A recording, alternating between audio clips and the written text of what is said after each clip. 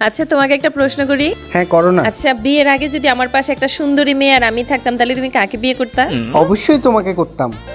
ও আচ্ছা আচ্ছা, মনে করো আমার গায়ে যদি কালি কাদা নালার পানি এগুলা মাখা থাকতো আর পাশে একটা সুন্দরী থাকতো, তুমি কাকে বিয়ে করতা? তোমাকে নালা থেকে তুলে এনে সবকিছু পরিষ্কার পরিচ্ছন্ন করে তোমাকেই বিয়ে করতাম, আবার কাকে করব? ও আচ্ছা আচ্ছা, মনে করো তোমার সাথে আমার পূর্ব পরিচয় নাই, জিন্দিগিতে কোনোদিন কোনোভাবে দেখা হইলো না, তাইলে তুমি কাকে বিয়ে করতা?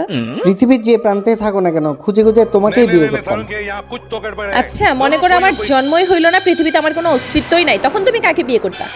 তোমার জন্ম না হলে সেটা তো আর আমার হাতে না, এটা উপরের হাত। তখন কি আর করা, কাউকে না কাউকে তো বিয়ে করতে হবে, একটা মেয়ে দেখে বিয়ে করে ফেলবো।